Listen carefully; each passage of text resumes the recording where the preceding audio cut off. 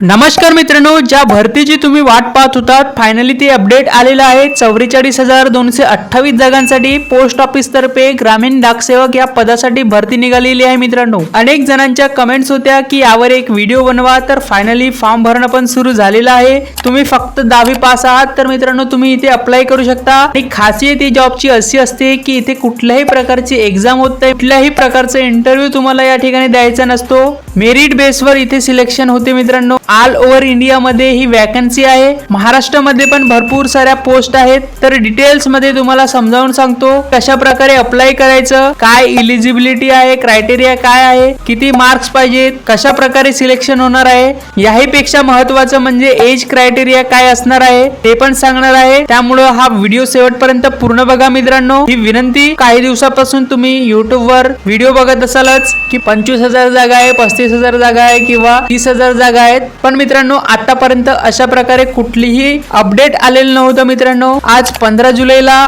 Official update आला आहे। भलेही आपण उशिरा व्हिडिओ बनवत आहोत, पण जे ऑफिशियल आहे, जे जेन्युइन आहे ते अपडेट तुमच्यापर्यंत या व्हिडिओच्या माध्यमातून पोहोचत आहोत। मित्रांनो, त्यामुळे नक्कीच आमच्या A1 क्रिएशन चंद्रपूर या चॅनलला तुम्ही सबस्क्राइब केले नसेल तर सबस्क्राइब करा, हा व्हिडिओ आपल्या मित्रांसोबत शेअर करा। चला तर मित्रांनो, जाणून घेऊया डिटेल्स मध्ये या संबंधीची संपूर्ण माहिती। तर मित्रांनो, तुम्ही इथे बघू शकताय की India post gds.online.gov.in officially Bharat सरकारची वेबसाईट आहे। मित्रांनो, यावरूनच तुम्हाला ही माहिती मी देतो आहे। आणि तुम्ही इथे बघू शकताय की इथे नोटिफिकेशन सुद्धा येत आहे। GDS ऑनलाइन एंगेजमेंट शेड्यूल जुलै तर किती आहे, नंबर ऑफ पोस्ट आहे। मित्रांनो, इथे बघू शकता 44,228 जागा आहे। आणि फॉर्म भरणं कधीपासून सुरू होणार तर इथे बघा स्टार्ट डेट दिलेली आहे 15/7/2024 पासून 5/8/2024 पर्यंत आपण फॉर्म भरू शकतो। सगळी माहिती तुम्हाला इथं दिसून जाईल मित्रांनो। आणि तुम्ही इथे बघू शकता सर्कल नुसार, जसं की महाराष्ट्रामध्ये किती जागा आहे, गुजरातमध्ये किती जागा आहे, आंध्र प्रदेशमध्ये किती जागा आहे, हे राज्यानुसार तुम्ही इथे जागा बघू शकता। मित्रांनो, हे पण आपल्याला इथे बघायला मिळणार आहे।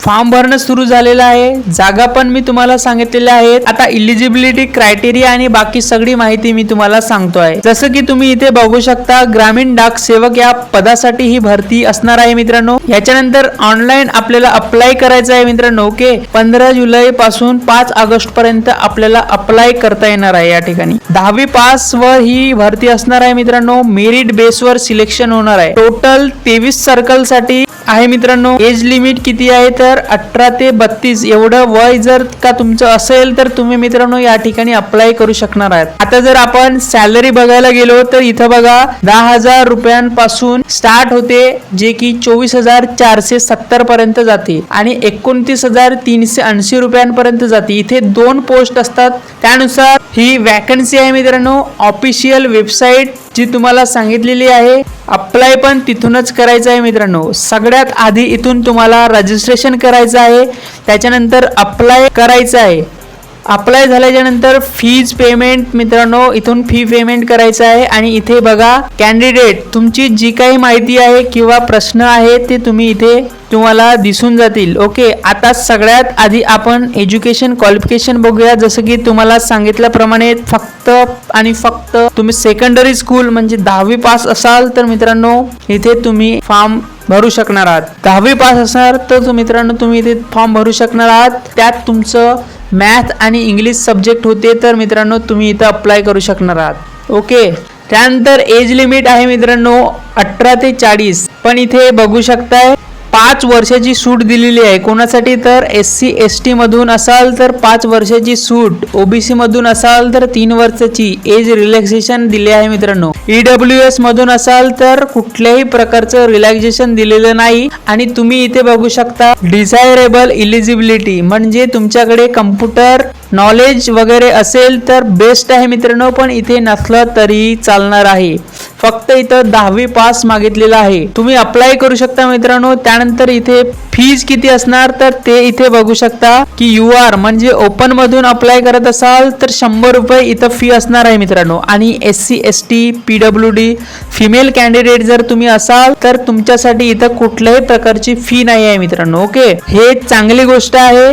इतर अनेक ठिकाणी तुम्ही बघा इथं गव्हर्नमेंटच्या ज्या वॅकन्सीज निघाल्या त्या हजार रुपये फीज ठेवतात, त्यामुळे 100 रुपये फीज आहे, त्यामुळे तुम्ही इथे अप्लाय केलंच पाहिजे. आणि एवढीच एक वाईट गोष्ट आहे की इथं मेरिट खूप तगडं लागते मित्रांनो, कारण की इथे लॉकडाऊन मध्ये अनेकांना 95%, 91%, 99% मार्क्स मिळाले आहेत, त्यामुळं त्यांचे सिलेक्शन होण्याचे चान्सेस जास्त असतात. पण तुम्हाला इथं कुठल्याही प्रकारची फी लागत नाही, त्यामुळे फक्त आणि फक्त 100 रुपये फीज आहे, त्यामुळे तुम्ही हा फॉर्म भरून घ्यायला काही हरकत नाही. आणि 100 रुपये तुमच्यासाठी मोठी रक्कम नसेल तर तुम्ही इथे फॉर्म भरू शकणार आहात. जर का तुमचा नंबर लागला तर तुमचं इथं सिलेक्शन होणार आहे मित्रांनो. तर रजिस्ट्रेशन कसं करायचं, तर याची ऑफिशियल वेबसाईट आहे मित्रांनो. गुगलवर जाऊन तुम्ही सर्च करू शकता मित्रांनो, इंडिया पोस्ट gdsonline.gov.in असं सर्च केल्यानंतर तुम्हाला ती वेबसाईट मिळून जाईल. त्याच्यानंतर मित्रांनो तुम्हाला रजिस्ट्रेशन करायचं आहे. रजिस्ट्रेशन यावर क्लिक करून रजिस्ट्रेशन करून घ्यायचं आहे.